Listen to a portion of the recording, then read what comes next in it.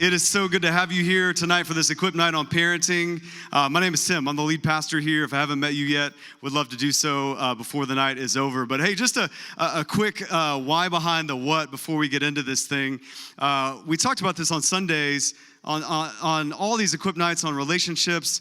Man, relationships are so important to God and so important to the church, but even more so over the last year and a half. I think we can just say delicately, the last year and a half with the pandemic and all the other issues in our world has put a strain on relationships. And specifically the most key relationships in our lives, like parenting, like marriage. And so we really didn't want to just put another thing on the calendar this semester.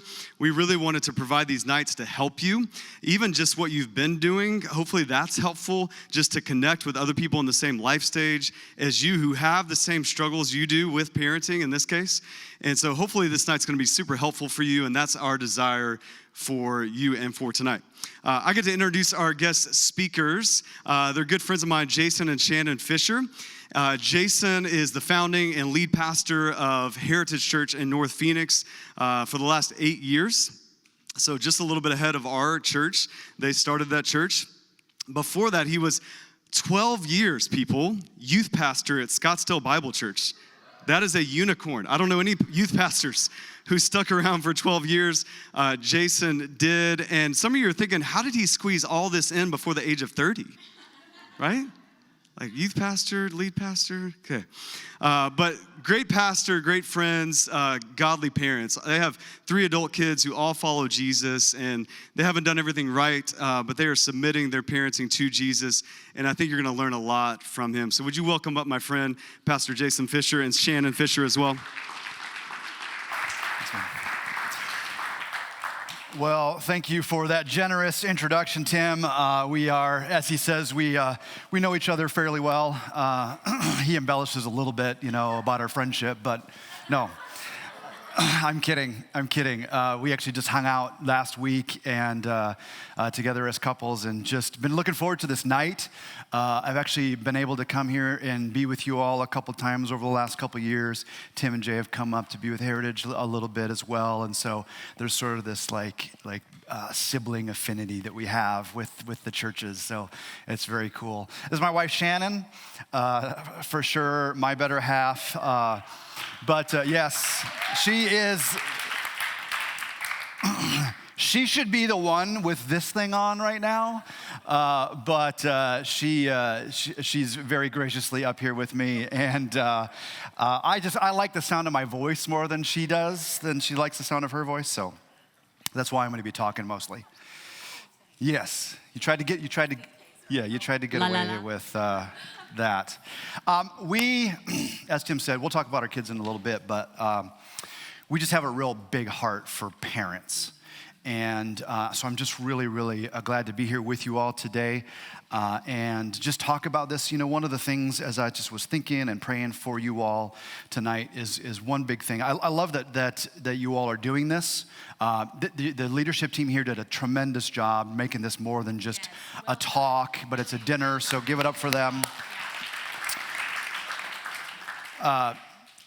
The fact that you're around tables is not a happenstance. It's not a mistake. Really, honestly, with this sort of thing, you may hear some things that we say that you're like, oh, I got to write that down. You may not. But what's more important is the connections that you're making around the tables there, especially when it comes to things like relationships and parenting, as we're talking about tonight. Having these connections is so critical. It's so important. So to me, the most important thing that would come out of this night is that you would make a connection, go, oh, you have kids in that age? Oh, you're dealing with this too? Oh, so I'm not alone. And that's the thing with anything like this, including parenting, is sometimes we feel so alone. Like we're the only ones who are going through this, the only ones who are dealing with this.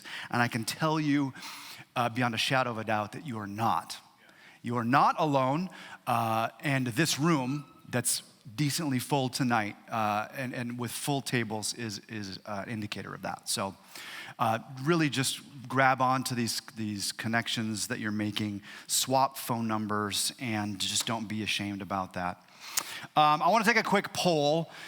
just for all of you. So just raise your hand if you have kids ages 0 to 5. Okay, I had a feeling, because as I was out, like there's a lot of kiddos over there. Okay, you put your hands down. How about ages 5 to 12? Okay, all right, cool. What about 12 to 18? No? All right. And then 18 plus? Okay. All right, very cool. Interesting. Okay, that helps me out just kind of as we talk a little bit. I want to just walk us. Shannon and I are we're gonna talk just a little bit about seasons of parenting, and this is a flyover because what's really important for me is that we get some time to ask questions. I don't want to answer questions that no one's asking in the room, right? But I do want to just do a flyover and really take a look at those different age seasons of age for our kids. I'm also going to be just speaking in some generalities, just for the sake of that flyover, just to kind of give us a framework for where we're at, and kind of, again, I hope that we have sort of this sense of, oh, okay, my kids aren't insane. Well, they are probably, but all of our kids are insane, right? Because they're our kids and we're insane. So that's kind of the approach that I want to take as we go on here. And then Shannon she's going to chime in. She's going to interrupt me at any point and add her stuff too. So let's talk about just this age group of 0 to 5. Some of you are maybe even like brand new parents. I even heard from Tim that there may be even some people in here who don't have kids yet. I love that you're here. You're thinking proactively. Maybe it's also just a little scary, this idea that you would suddenly. I remember that. I remember being a dad for the first time and holding our son, a newborn, in the hospital and just being like, what have we done? Like I'm now in charge of this human. That's crazy. That's insane. And so we've made a ton of mistakes along the way. We are not perfect by any means, but we certainly have a heart for parents. And so that age group, that 0 to 5 age group, I want to talk again just in generalities here. That's like, it's obviously the first stage of your kids' lives, and there's all sorts of stuff going on there as they're developing, and just cognitively and spiritually and just emotionally and relationally, all of that stuff. But one of the things that I've stolen all this stuff from some different places, so maybe you've heard this stuff before. But I'm going to characterize each age group of where we're at as parents and what that ought to look like as parents. And so in that age group, we as parents are primarily the commanders when it comes to parenting our kids. Another way to put that is that we are the benevolent dictators. And And what that means, what I mean by that is we're essentially, like, we're telling them what to eat, when to sleep, what to wear. I mean, that's really highlighted when they're infants, where they can't do anything on their own, but that really does come into play. And we can begin to, over the course of time, as they get a little bit older, 4 or 5, we can begin to give them choices. But at that age, kids don't know what to do with the world. They don't know what to do when there's no boundaries.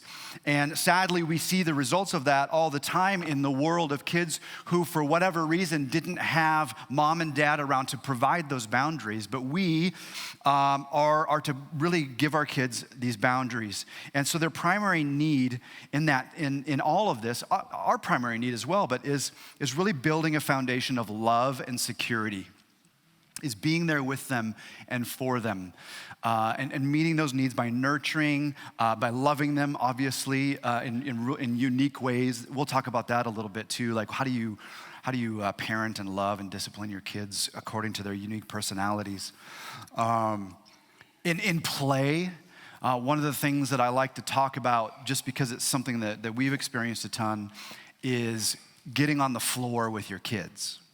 And at this stage, especially this stage and on up to like age 12, I literally mean get on the floor with your kids.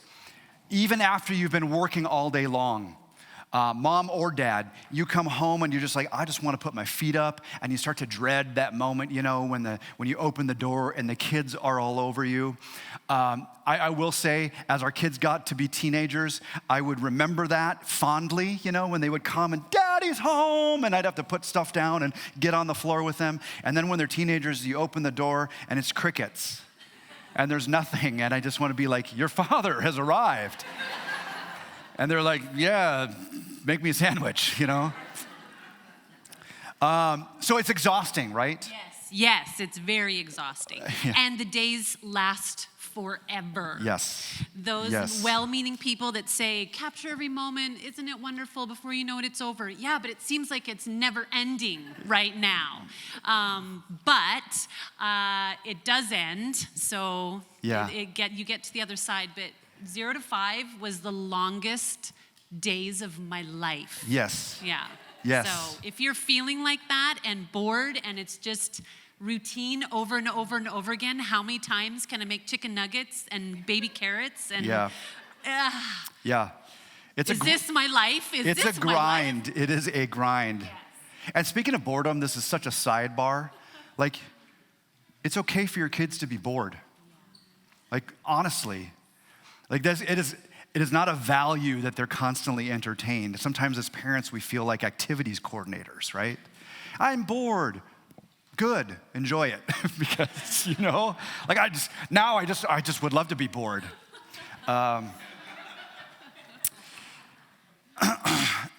In this stage, as commanders, as these benevolent dictators, we need to provide boundaries.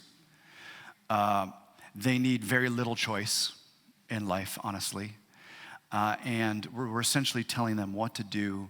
We're also discipline is really big in this stage. I'd say this stage and in the 5 to 12 stage. And so I want to touch on discipline just a little bit here. Ephesians 6:4, I think is really helpful when it comes to discipline, where the writer of that letter to this church in Ephesus, it's Paul, and he talks to parents, and he says, parents, don't provoke your children to anger, but bring them up in the discipline and instruction of the Lord. And that always gets me thinking, like, what does it look like to provoke our kids to anger? You know exactly what that means, right? Because you know your kids' buttons, and it becomes this volley of like, just button pushing in the house, right? And we can tend to provoke our kids to anger. And I want to think about this in terms of discipline, because I think oftentimes we get ourselves in situations with our kids, and again, I'm talking like this 0 to 5, maybe a little bit older as well. You find yourself in a situation, and what should have just been like this little corrective thing suddenly is a hostage negotiation situation, and like things have escalated to the point where you're threatening lives and stuff, And how did we get there? And so I think that those situations of discipline is where we can tend to lean into that provocation. We would provoke our kids to anger. We stir them up, and we get under, like a burr under the saddle is kind of the image there. And I want to talk just a little bit about the why of discipline. Why are we disciplining our kids? And so real briefly at your tables, I have a discussion question for you. What are some good answers and what are some bad answers to the question, why do we discipline our kids? What motivates us to discipline our kids? Go ahead, and I'll bring you back to the room, and we'll go from there. What'd you come up with? Just kind of shout it out a little bit. What are some good answers to the question, why discipline our children? What was that? Protection. Okay, yeah, we're disciplining for protection. Absolutely. Yeah. Yes, to raise functioning adults in society. Yeah, absolutely. That's a great reason. Protection, not psychopaths. Yes. Anybody else? Okay. All right. Yeah. We'll talk about that in a couple of weeks with the marriage seminar. Anything else? Those are great answers, and I think those are really, really important. We are to protect our kids. If they're running towards the street, there's a healthy level of anxiety as parents where we're like, hey, discipline, let's put these boundaries in. You can't do that. And helping them become functioning adults in society. If you're following Christ and you want your kids to know Jesus as well, then one of the things that Ephesians points out is that we're disciplining them and instructing them in the Lord. There's a level of discipline where we want our kids to know Jesus like we know Jesus. And so there are boundaries that need to be in place with discipline. But there's also wrong reasons. There's misguided reasons that we would answer that question, why discipline? Did you come up with anything for that? To control them, yeah. So they'll stop bothering us. So stop bothering us. Yes, yeah. Those are really, really good answers. And unfortunately, those are all answers that I can relate to. There's been times in my life where I've disciplined my kids out of fear. Fear of embarrassment. You know, you're in a grocery store. You're out with your friends and their kids are behaving like angels and you want to punch them because your kid is just being a tornado.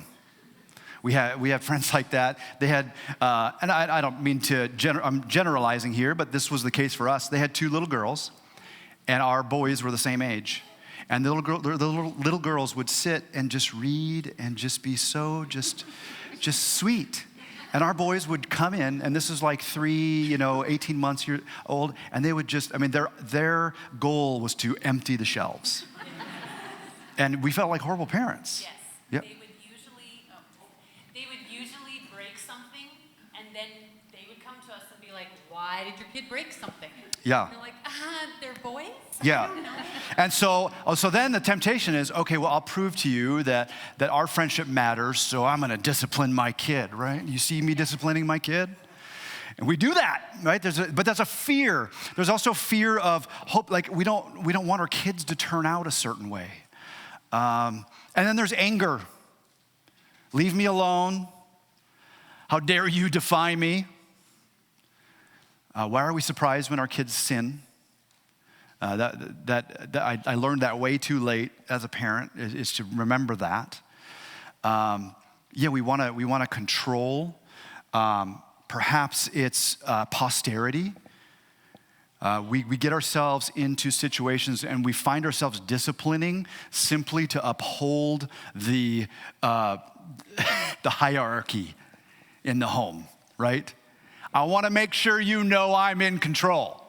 I want to make sure you know that my word, what I say that comes out of my mouth, it must stand. And how many times do you get into a situation where as a parent you've become pot committed? Because that's a poker term, right? When you go all in with or not go all in, but when you have a lot of chips in the center and you feel like, man, I got to stay in now because I've got all this stuff in there. And we do that as parents. Let me tell you something, parents, you are never pot committed. You always have the relief valve of being able to step back and go, you know what? Dad needs a timeout for a second. And you should say that. And go, you know what? I was wrong. That escalated far too quickly. Let's rewind and let's do this over again. You have that ability and that freedom to do that. We're never pot committed as parents in the heat of the moment when it comes to discipline. And so with that in mind, I love what Jesus says, and I think it actually applies so well to parenting. In Matthew chapter 7, it's his famous Sermon on the Mount. And he's talking to people about being judgmental, about seeing other people sin, and ignoring the sin that's in their own heart. And so Jesus uses this hilarious illustration of, he says, why do you see the speck that's in your brother or your sister's eye, but you ignore the log that's sticking out of your own eye? I think that's such a good word for us as parents when it comes to those moments of discipline. And we got to ask why. Why am I disciplining right now? Is it because I'm annoyed? Oh, there's a log there. And in that moment, it's not that our kids have a sin problem. We have a sight problem. We don't see our own stuff. It's a log of anger or fear or embarrassment or just keeping up the pretense of that hierarchy. So I think it's really important to ask why. So again, 0 to 5, I think that kind of stuff is really important, that we lay that groundwork, not just for our kids, but for ourselves, because that will then carry us on into the other stages of life. Which brings us to the next one, 5 to 12 years old. So at 0 to 5, we are the commanders. Our buzzword for 5 to 12 is you now transition into being a coach. And this is operating under the really important premise that as we're raising our kids, we're raising them with the goal of launching them, right? Becoming functioning in society. And that's obviously a broad way to look at it and state it, but that's really true. We want them to find their way. We truly want our kids to follow Jesus and to know him and all these things that we want for our kids. But that what happens is that there's this progression over the years, over the 18 years that we have them in our home or under our care in that way, where we're slowly preparing them. We're protecting them at the very beginning, but we're opening up and we're preparing them now. So now we're moving on to coach in 5 to 12. This means that we begin to give our kids choices. We don't give them a ton of choices. They don't get to choose the world. They also don't get to just decide what sort of worldview they want to have. I think it's really important that we're very hands-on as parents with that we're teaching them to know Christ and that we're teaching them to make good choices and have the values that we want them to have and to be kind and loving to other people. Either we're teaching them or someone else is teaching them. And so it's really important for us to remember and recognize that. In this stage, we're starting to really step into a lot of freedoms. So Grace-Based Parenting is a website. There's a book called Grace-Based Parenting. It's been very helpful for us and for me as I've thought about parenting. And in it, the writer talks about 4 freedoms. There's a freedom to be vulnerable, freedom to be candid. In other words, no question is off limits. They may pick up things at school and say things, and if we as parents respond and, oh, don't say that, they don't have the freedom to be candid. We engage that, and we ask questions about that, and we lovingly guide and provide boundaries as they open up and as they find their personalities and as those things come out. Freedom to be candid, freedom to be vulnerable, freedom to make mistakes, and freedom to be different. But especially this vulnerability, this candidness that we're fostering in our kids will pay huge dividends later when they're teenagers. You have anything to add to any of this? No? Great. Okay, all right. Thanks, babe.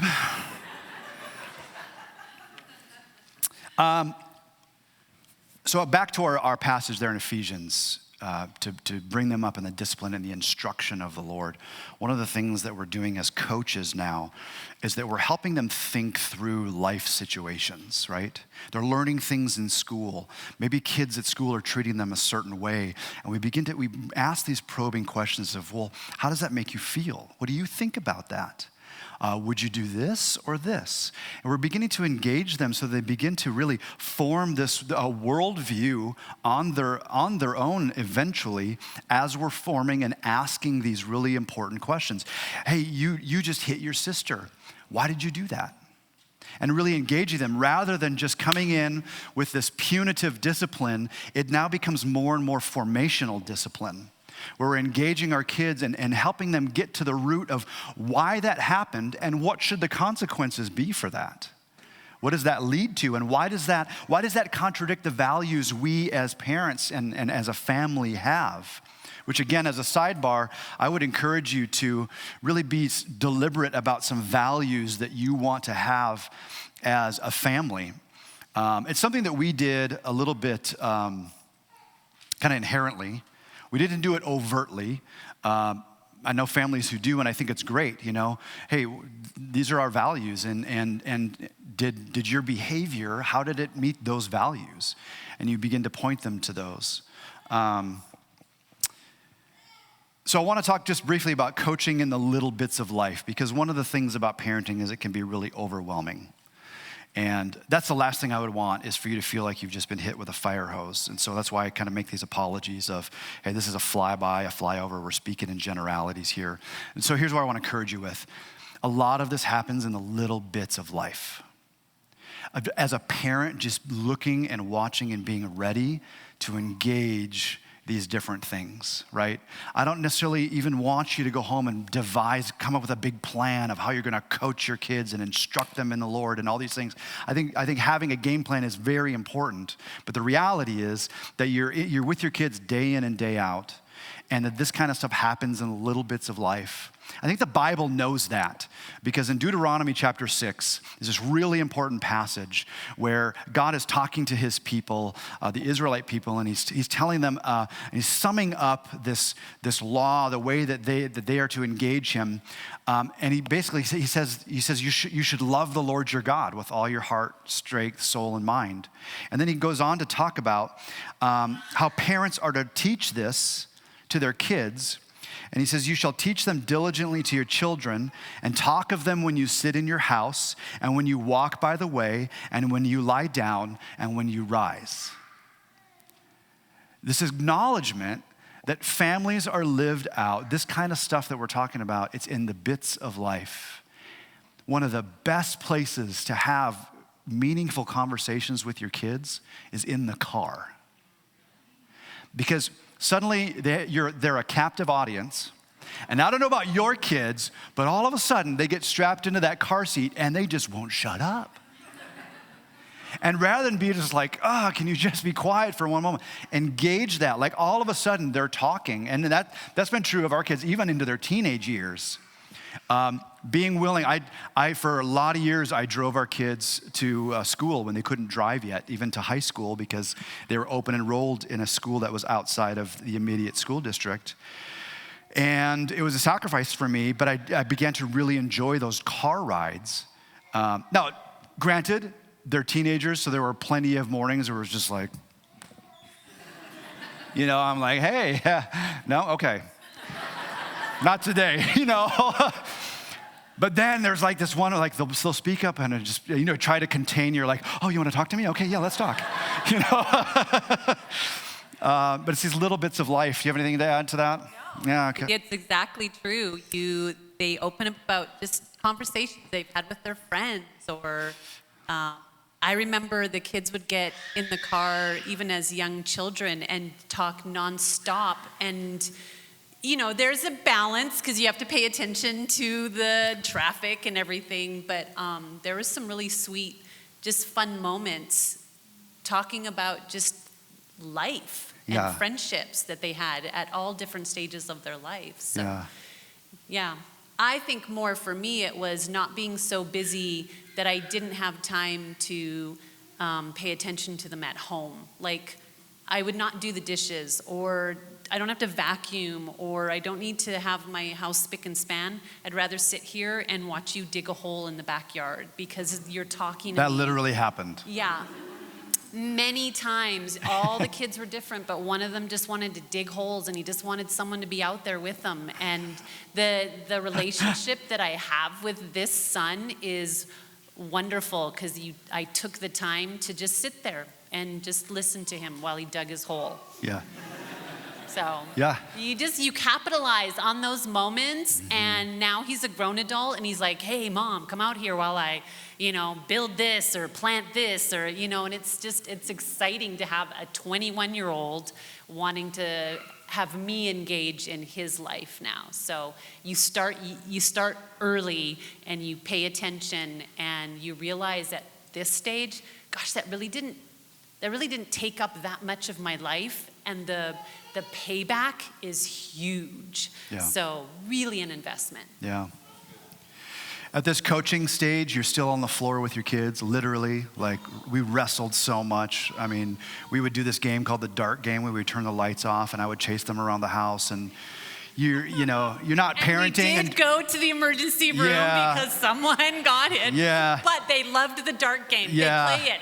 They played it as teenagers with their friends. Yeah, this is scary. You're not parenting unless there's an emergency room visit, in my opinion.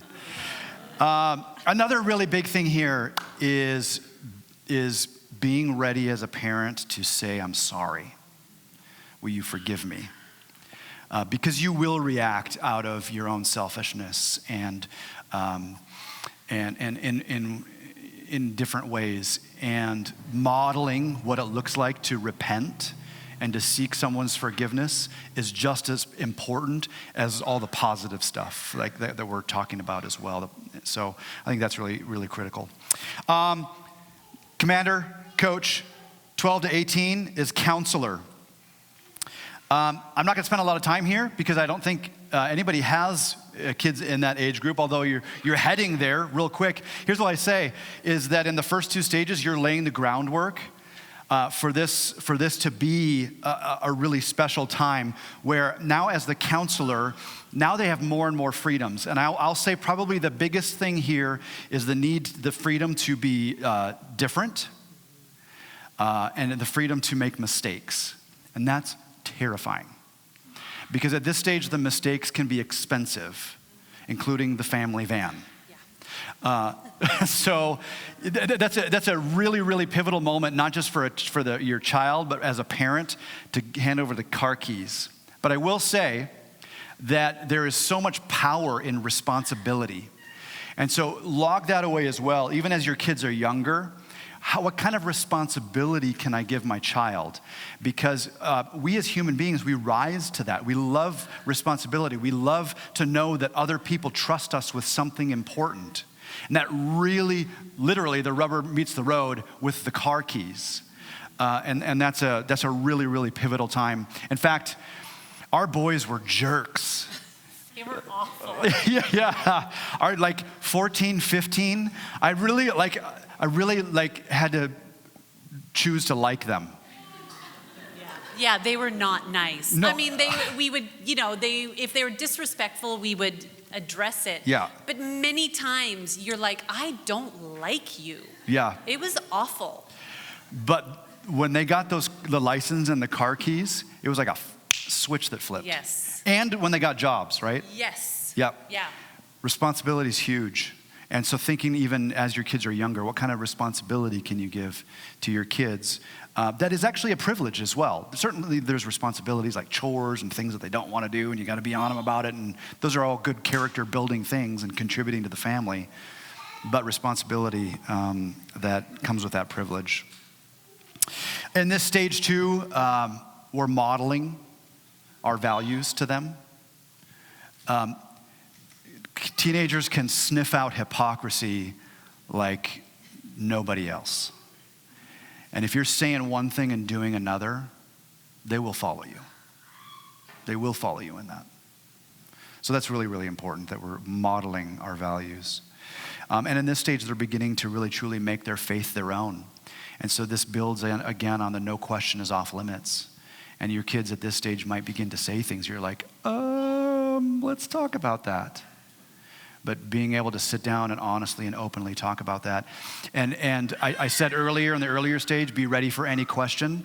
Now I will say in this stage, be ready for any question at any time. Especially 2 a.m. So, and then lastly, 18 plus, now you're a consultant. You're not giving advice unless they're asking for it. And there's a lot of parents who don't do this well. They still want to treat their kids like they're 6. But really, truly, and this is where we're at now. Yeah.